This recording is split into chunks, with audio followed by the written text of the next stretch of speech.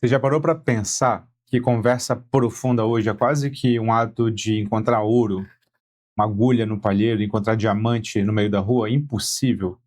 Quando eu penso que as pessoas têm opiniões, mas dificilmente se nota uma interioridade profunda, elas têm argumentos, mas elas não têm voz, parece que elas repetem o que elas ouvem falar, e aí quando você tenta conversar de verdade, você percebe algo bastante desconfortável.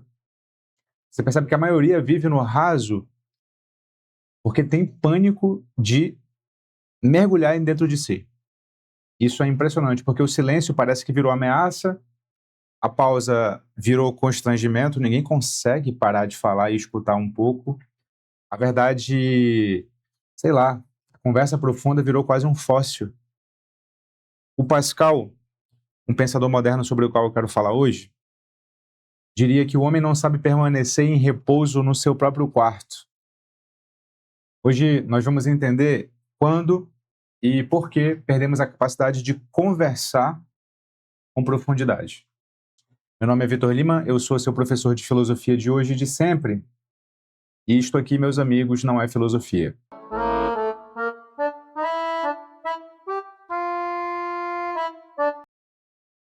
Esse aqui é um vídeo que faz parte de uma série de aquecimento para o nosso Clube do Livro, que vai ser lançado lá no início de janeiro, cujo tema vai ser solidão contemporânea e como os mais famosos literatos, filósofos e cientistas podem nos ajudar a combater esse mal e, quem sabe, resolvê-lo. Se você já está interessado em entrar no Clube do Livro, eu abri um grupo de super interessados aqui, de WhatsApp, em que você vai receber todas as informações e também vai receber um desconto especial. Então, se você já se decidiu, se inscreve aqui embaixo. O link está na descrição e no primeiro comentário fixado também. Hoje eu quero abordar esse cara aqui. Tem uma aula dele no Núcleo, nosso curso recente do Humanismo a Spinoza. Ali no módulo de Contemporâneos de Spinoza, tem uma aula sobre o Pascal e o Vico. E a apostila é essa aqui. Deixa eu apresentar primeiro quem que é o Pascal, aí em seguida eu falo um pouco sobre o problema, pode ser? Concorda comigo? Então vamos lá. Quem que é esse cara? O Blaise Pascal nasceu em 1623, século XVII, lá em Clermont-Ferrand, no centro da França, em momento em que o país se transformava num dos polos intelectuais da Europa moderna. Ele é filho de Etienne Pascal, um magistrado e estudioso de matemática, e o Blaise Pascal foi um prodígio precoce. Ainda adolescente, ele desenvolveu teoremas geométricos, veja só você, e construiu uma máquina de calcular, a Pascalina, que antecipava os princípios das calculadoras modernas. Essa dupla vocação, rigor lógico e intuição criadora, atravessaria toda a sua vida. Pascal é um grande matemático. A França do século XVII era o cenário de um duplo movimento. De um lado, a consolidação do racionalismo cartesiano, herança de René Descartes, que buscava um conhecimento seguro e universal. De outro, a crise espiritual provocada pelo declínio de uma cosmovisão medieval. Então, a nova ciência havia destituído o cosmos de seu simbolismo religioso e transformado a natureza em objeto de cálculo. Nesse contexto, Pascal representa a consciência trágica da modernidade. Ele vê, com clareza, o poder da razão matemática, mas também o seu vazio diante das questões últimas da existência. Pascal viveu em dois mundos, ou entre dois mundos, o da ciência e o da fé, e recusou a simplificação que reduz um ao outro. Aos 19 anos, publicou o Ensaio para os Cônicos, que colocou entre os grandes matemáticos do seu tempo. Aos 24, participou das experiências que comprovaram a pressão atmosférica e a existência do vácuo, desafiando a física aristotélica. Foi amigo e interlocutor de figuras como Descartes e Fermat, e suas contribuições à teoria das probabilidades influenciaram decisivamente a matemática moderna. Ele é muito influente no campo da ciência, da matemática. Mas, olha só que curioso, um evento biográfico mudaria o rumo da sua vida intelectual. Em novembro de 1654, Pascal teve uma experiência mística intensa, registrada no famoso Memorial, um bilhete encontrado costurado ao seu casaco após sua morte. Nele, descreve o encontro com Deus de Abraão, de Isaac e de Jacó, e não dos filósofos e dos sábios. A partir daí, sua vida toma um rumo espiritual, abandona as pesquisas científicas e se aproxima do mosteiro de Port-Royal, centro do movimento jansenista, corrente católica rigorista que enfatizava a graça divina e a impotência da vontade humana. E aí, eu quero parar aqui para situar o Pascal como alguém que, e depois eu pulo para cá, que está transitando entre o pensamento racional matemático e questões existenciais profundas, tá? Por isso, a obra dele ocupa um lugar singular na história da filosofia moderna. Ele não foi um sistemático nem um metafísico no sentido tradicional, mas um médico da alma moderna. E é aqui que ele nos interessa. Alguém que diagnosticou a crise espiritual provocada pela ascensão da razão científica. O seu pensamento nasce no ponto de fricção entre dois mundos, o da geometria cartesiana e o da graça agostiniana, que influencia o jansenismo ao qual ele se filia depois. O Pascal viveu a tensão entre o entusiasmo pelo novo método matemático e a consciência de que esse método não podia responder às perguntas mais decisivas, as perguntas sobre o sentido da morte e Deus. Ele admirava o gênio de Descartes, mas via em seu projeto racionalista uma pretensão perigosa. No fragmento 77 dos seus Pensamentos, ele escreve com ironia assim, ó: eu não posso perdoar Descartes. Ele bem quis, em toda a sua filosofia, prescindir de Deus, mas não pôde evitar que ele lhe desse um empurrão para pôr o mundo em movimento. Depois disso, não tem mais necessidade de Deus. Então, essa crítica mostra o ponto de ruptura. Para Pascal, a razão humana é legítima e poderosa, mas não é suficiente. Quando se pretende autônoma, torna-se idólatra. O homem que tenta fundar um mundo em si mesmo repete o pecado de Adão, o da soberba. Mas, com Agostinho, Pascal partilha a convicção de que o coração humano é inquieto até repousar em Deus. Ambos descrevem o homem como uma criatura ferida cuja razão é iluminada apenas pela graça. Ele fala, o homem sem Deus é miserável, né? O homem com Deus é feliz. Essa é a síntese do Pascal. Meus amigos, eu quero apresentar o Pascal, só para contextualizar e não deixar no vácuo, quem que é o pensador sobre o qual eu quero falar, para falar de profundidade e de conversas profundas. E claro, como sempre, eu vou seguir minhas anotações aqui, para não me perder. Apresentado o autor, deixa eu apresentar o problema agora. O problema é por que nós somos rasos. O mundo moderno, meus amigos, nos ensinou a confundir algumas coisas, que eu coloquei aqui em 3 numa lista. Primeira, nos ensinou a confundir falar muito com falar com profundidade. Nos ensinou a confundir ter informação com ter conhecimento. E nos ensinou a confundir a ter razão com ter alma. E são coisas diferentes. Alma aqui não no sentido místico, mas no sentido de interioridade, no sentido de profundidade, no sentido de fineza, sutileza. Esse é o problema. O Pascal diagnostica o sintoma. Nós fugimos do silêncio porque ele revela nosso vazio. Sem silêncio interior, o que resta é conversa superficial, rápida, útil, técnica, mas descartável. Certo? Então vamos falar aqui dessa fuga interior. Vamos inaugurar aqui um capítulo 1. A fuga interior, segundo Pascal. Pascal diz, fragmento 347 da sua obra mais famosa, Os Pensamentos. O homem é um caniço que pensa. Sabe aquele junco que é oco por dentro, mas que é usado para pescar? O homem é um junco, é um caniço que pensa. Ou seja, o homem é um frágil, mas ele é capaz de alguma profundidade. O homem é completamente frágil da perspectiva física, mas ele tem alguma profundidade, ou pelo menos uma potência de profundidade, de desenvolver essa profundidade a partir do seu pensamento. O problema é, a profundidade exige confrontar, segundo o Pascal, a nossa miséria, a nossa insuficiência diante desse outro que é o Todo-Poderoso, a referência última de perfeição. Em contraposição a ele, nós somos sempre miseráveis. E o que é a miséria propriamente? O Pascal escreve assim lá no fragmento 148 dos Pensamentos.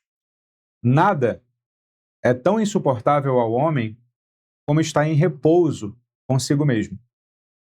Nada é tão insuportável ao homem do que estar em repouso consigo mesmo. Por isso, a gente inventa o que o Pascal chama em francês de divertissement, que numa tradução literal seria pura e simples divertimento, mas tem um significado um tanto mais preciso, porque divertissement é um divertimento que não tem, como poderia ter, um propósito de relaxamento puro e simples. O divertissement é um divertimento que busca fuga, fuga de si.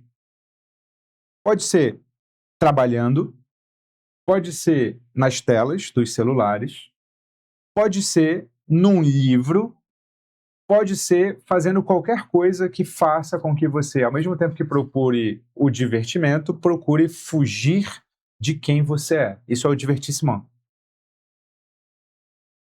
É engraçado que livros também podem ser isso. Vocês já pensaram nisso?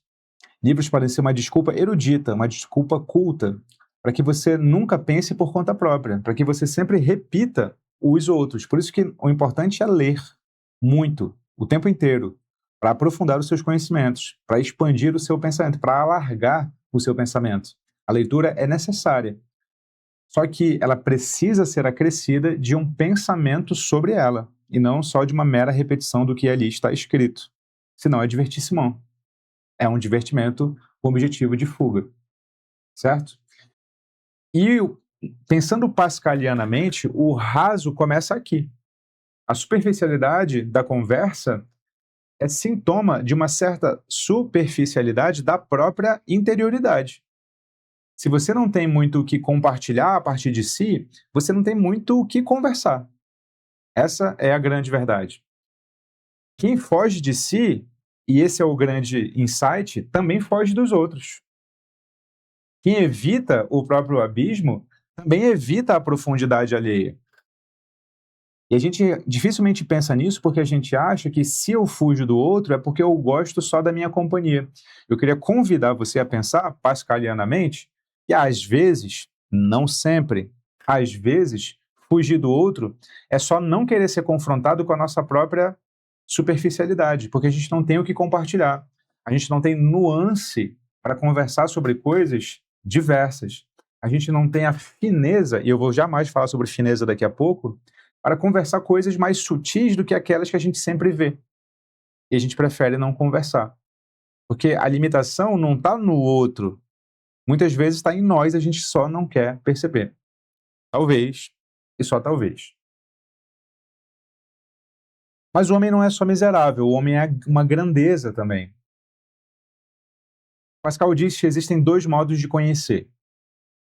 O primeiro, o modo geométrico, que é claro, técnico, né, útil, e o modo da finura, que é sutil, que é intuitivo, que é mais humano, propriamente. Hoje, nós somos excelentes nesse modo geométrico, da clareza, da técnica, da utilidade, mas nós somos um tanto quanto analfabetos na finura. Por isso, nossas conversas podem até ser tecnicamente eruditas, mas elas não são profundamente humanas, íntimas, sutis. Porque a gente não sabe mais usar, e Pascal fornecia profunda importância a isso, o coração. A faculdade de perceber aquilo que não é possível de ser demonstrado. Se você só é capaz de manter conversas sobre áreas técnicas, significa que você está amputado de uma parte profunda da sua personalidade, que é a capacidade de perceber o sutil, de perceber a entrelinha, de perceber aquilo que não é pronunciado, mas está evidente. Acho que só está evidente para quem tem o coração desenvolvido. Sabe o ditado, o coração tem razões e a própria razão desconhece? Isso é Pascal, está lá nos seus pensamentos. Sem coração, não tem profundidade. Esse é o ponto aqui. Com base nessa reflexão, então a gente pode ir para um capítulo 2, em que a gente explora como deixar de ser raso, sem virar coach. O objetivo aqui é tentar refletir se há alguma forma de praticar esse repouso pascaliano. O Pascal diz que nós fugimos de nós mesmos por um certo medo, por um certo receio. E que, até agora, como nós desenvolvemos, você só conversa profundamente a profundidade que você já possui. Então, a orientação aqui é fazer o oposto do divertissement, né, do divertimento, que é uma fuga de você. E o que é o oposto do divertissement? É, 1, silenciar. 2, observar o que você está sentindo e pensando. Sem subterfúgio, sem rádio, sem música, sem livro. 3, sustentar a inquietação que virá, mas olhar para ela de modo a observá-la e não a condená-la. E perceber o incômodo de modo o mais objetivo possível. Por que você está tão incomodado quando você está em silêncio, só se observando? Você consegue só observar você mesmo? Para saber qual é a profundidade, a extensão, até onde vai a sua vida interior? Você consegue mergulhar, não num livro, mas em si mesmo? Senão, não há profundidade. Se sim, há alguma profundidade. E aí, feito isso, né, o repouso pascaliano, que é o oposto do divertissement, é preciso reaprender esse espírito de finura. Qual que é o espírito de finura? É a capacidade de olhar nas entrelinhas, de escutar o subtexto, de interpretar os gestos, não apenas as palavras. Por vezes, com quem você conversa já te deu o sinal que você precisava só no olhar, só numa passada de cabelos, só num respiro mais forte ou mais fraco, só num recuo do passo. E você não percebe porque você não presta atenção nos detalhes. A profundidade, meus amigos, também é feita daquilo que não é dito. E aí, a gente pode então fechar essa reflexão sem uma conclusão definitiva, dizendo que a conversa profunda não desaparece, e não desapareceu, de fato. E ela, bom, ela pelo menos não desaparece para quem não deixa de procurá-la. O que eu quero dizer? Se, como o Pascal falou, nós fugimos do quarto silencioso é o nosso maior pavor, então, sem quarto silencioso, não tem vida interior, não tem capacidade imaginativa para expandir as próprias referências. A fala se torna mais pobre, a comunicação se torna mais evasiva. Você se torna menos interessante, não para os outros, mas para você. Você fica apenas na superfície. Mas talvez e só talvez, a profundidade ainda esteja à espera de quem tem a coragem de parar, ouvir a si mesmo, reconstruir o seu mundo, talvez uma palavra por vez, uma sensação por vez, uma memória por vez. Não tem fórmula, não tem uma exclusiva técnica para fazer isso, só tem um convite, que é recuperar a interioridade. Às vezes, você não gosta de se encontrar com os outros, não porque eles são rasos, mas porque talvez, isso aqui é uma provocação filosófica e não um ataque pessoal, porque talvez o profundo não seja você. Pensa nisso. Clube do Livro, início de janeiro, inscrição. Descrição do vídeo, primeiro comentário fixado, não se esquece. Você é o que pensa, e como sempre, fique com Pascal e Sócrates.